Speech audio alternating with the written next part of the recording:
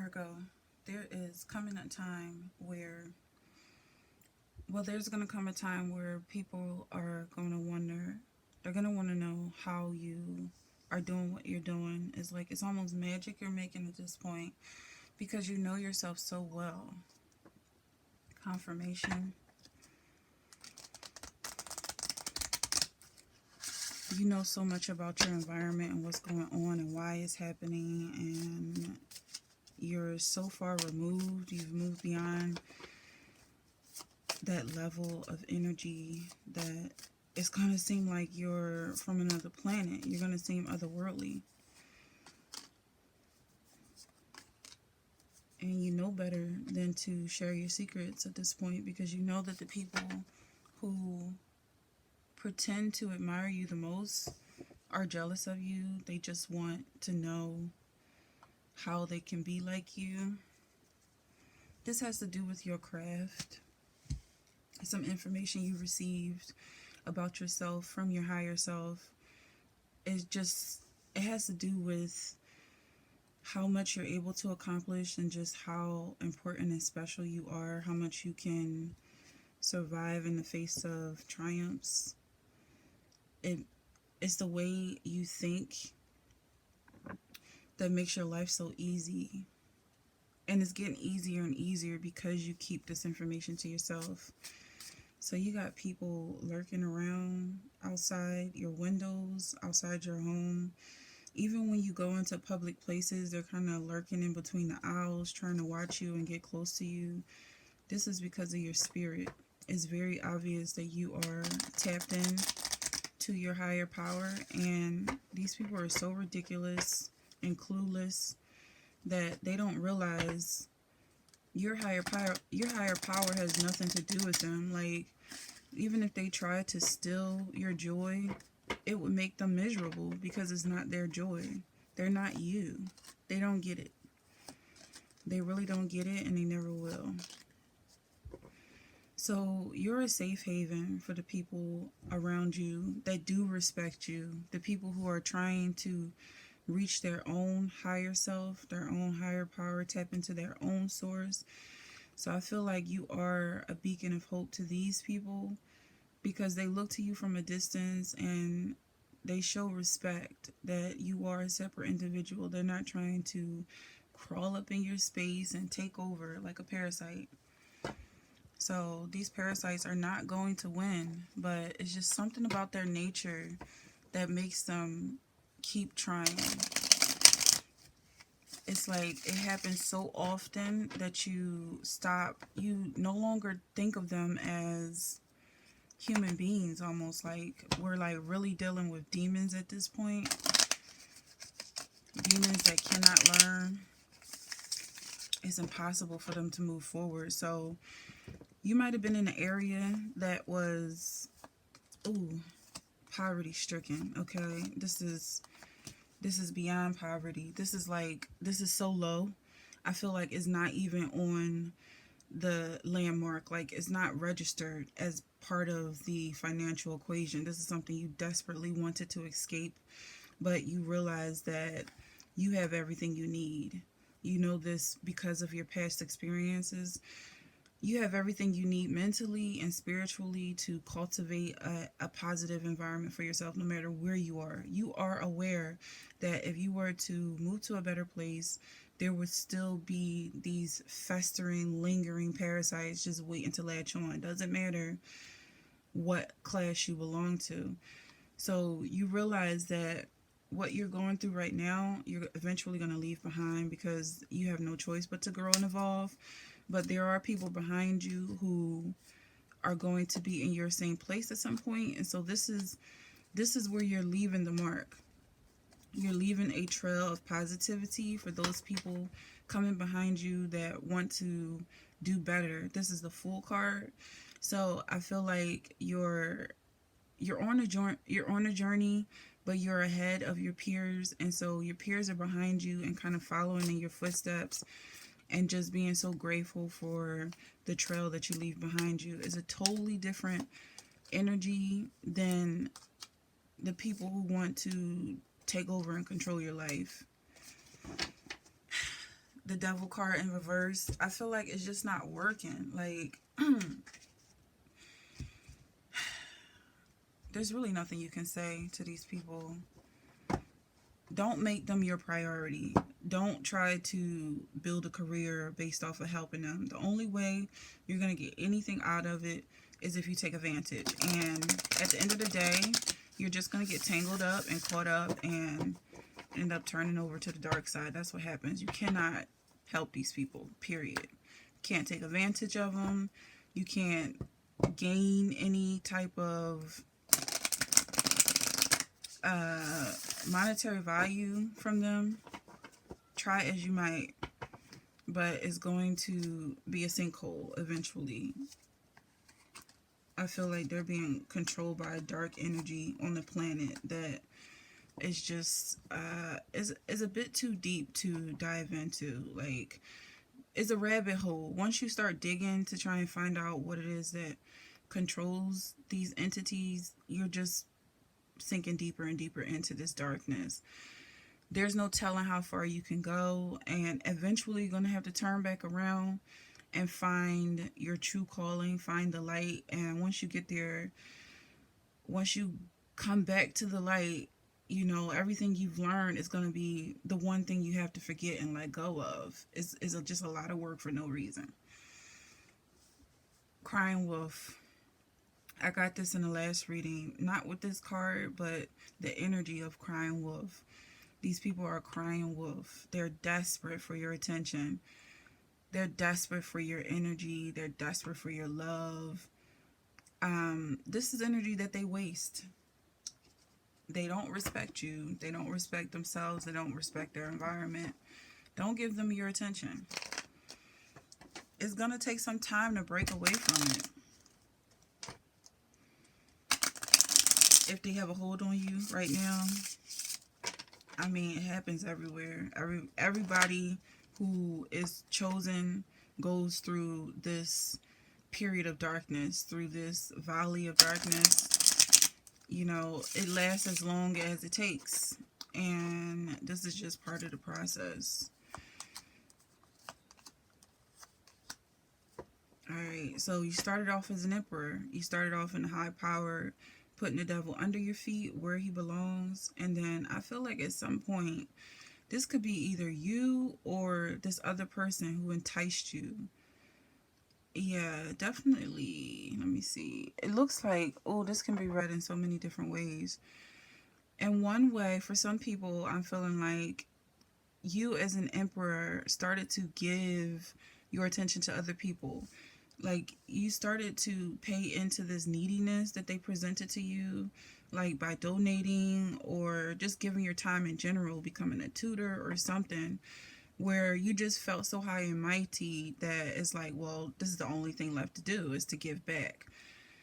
But something happened in the meantime where they showed their true colors, this jealousy, this envy. They wanted to pull you down. They don't want your money. They want you. They want to pull you down into this dark place where they are, and eventually you learn to hoard what you have. Keep it to yourself. And this is what they look like in the background. They're suffering, they're starving, but it's because, look at this fire. It's like, look at these hands. It's like they're so demonic, and they're trying continuously to attach themselves to you. But the reason why they're suffering is not because you hoard your money and keep your money to yourself. We even have arms here. There's so many people reaching out to you and trying to take from you. And they probably have so many things and negative things to say against your character, like, oh, you're so stingy, you're so selfish, why don't you give back, blah, blah, blah. But again, they don't want your money, they want your soul. And, you know, the reason why they're suffering so much is because they don't look to God. They don't love themselves. They don't respect anything around them. It has nothing to do with you. At the end of the day, I feel like you saving that good thing that makes you who you are is what's going to bring you towards prosperity. Finding someone who actually respects you and loves the type of person you are. A loving family, a loving environment. You know, not these wild hoodlum feral animals that run around the streets hollering like they have no brain cells to speak of. That's not in your future. So if that's something you're dealing with, know that it's a broken system. There's something wrong with these people. Whether it's in the genetics, whether it's in, just the spiritual DNA, or what it is, whether their parents were being ignored or they were being ignored, who knows why there are so many broken people just kind of running around loose, like zombies, like a zombie apocalypse. And if you have any interest in zombie movies, you know that a lot of time is spent on trying to come up with a cure, like trying to fix these people, trying to figure out what set off this infestation, this outbreak, you know, casting spells, working up concoctions, but it's pointless. Rarely does it ever happen that a zombie is cured. At some point, it's just about getting to safety and living your life, starting a family with someone you love who's going through the same situation, who understands the difference between it's time to play and it's time to work. Some people really just don't get it. They have no fears because they don't value their life. They'll jump into a raging river during a thunderstorm and, hooting and hollering and thinking it's just a grand time. It's insanity. And I feel like you are on the top of your food chain. Like, you do consider yourself a powerful person, but the reason why you are exposed to this vulnerability is not because of how powerful you are, because you're extremely powerful. It's because of how nice you are. The fact that you ever attempted to give back. That's what opened their eyes to see, oh, this is a nice person I can take advantage of. Whatever type of promises you made in the background in the past, like, I'm going to be a good person. This is what goodness means. I promise to be nice, or whatever. These type of promises need to be adapted, amended. You need to grow up, in a sense, like seriously grow up. If this is something that's holding you back, it's okay to ignore the screams. Naturally, as a human being, when you hear people hollering and shouting for your attention, even on the street, hollering and shouting for your attention, your parents might have even been this way. Like, it's just something that cannot be explained at this point.